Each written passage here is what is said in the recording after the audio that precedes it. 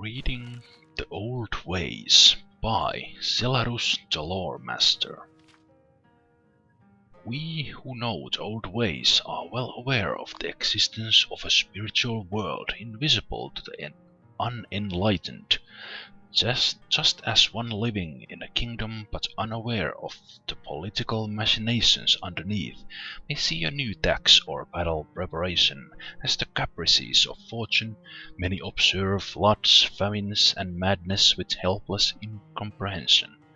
This is deplorable, as the great Squillian Darnis Han moaned, "The power of ignorance can shatter ebony like glass." What, after that, is the origin of these spiritual forces that move the invisible strings of Mundus? Any neophyte of Artaeum knows that these spirits of our ancestors, and that, while living, they too were bewildered by the spirits of their ancestors, and so on back to the original Akariai. The Daedra and gods to whom the common people turn are no more than the spirits of superior men and women whose power and passion granted them great influence in the afterworld. Certainly this is our truth and our religion, but how does this help us in our sacred duty of celebrance, or providing grave and faithful counsel to lesser men? Primarily, it is easy to grasp the necessity both of endowing good men with great power and making powerful men good. We recognize the multiple threats and that a strong tyrant represents: breeds cruelty which feeds the Daedra Poethiath, and hatred which feeds the Daedra Vairnima. If he should die having performed a particularly malevolent act, he may go to rule in oblivion. And worst of all, he inspires other villains to thirst after power and other rulers to embrace villainy. Knowing this, we have developed patience in our dealings with such despots. They should be crippled, humiliated, impoverished, imprisoned.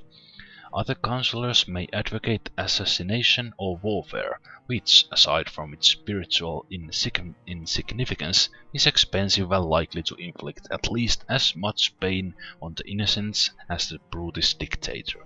No, we are intelligence gatherers, dignified diplomats, not revolutionaries.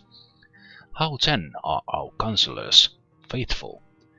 We are faithful only to the old ways. It is essential always to remember the spiritual world while keeping our eyes open in the physical one. Performing the rites of Mawita on the second of hearth fire and the Viguld on the first of second seed are essential means of empowering salutary spirits and debilitating unclean ones. How then are we at once faithful to those we counsel and to the Isle of Artaeum? Perhaps the sage Taheritae said it best: "In Mundus, conflict and disparity are what bring change, and change is the most sacred of the 11 forces. Change is the force without focus or origin. It is the duty of the disciplined Sitic, enlightened one, to dilute change where it brings greed, gluttony, sloth, ignorance, prejudice, cruelty." Here Taheritae lists the rest of the 111 prodigalities. Right, I will skip those. And to encourage change where it brings excellence, beauty, happiness, and enlightenment. As such, the faithful counsel has but one master, his mind. If the man the Sitic counsels acts wickedly and brings oekaniter, bad change, and will otherwise not be counselled, it is the Sitic's duty to counterbalance the oekaniter by any means necessary. Emphasis mine. A student of the old ways may indeed ally himself to the Lord, but it is a risky relationship. It cannot be stressed enough that the choice be wisely made.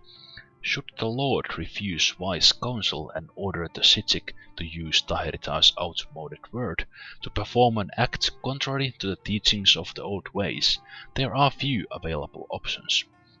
The Sitchik may obey, albeit unwillingly, and fall prey to the dark forces against which he has devoted his life.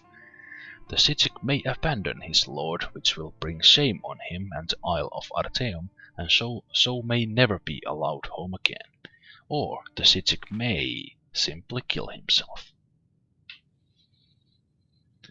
And that was the old ways.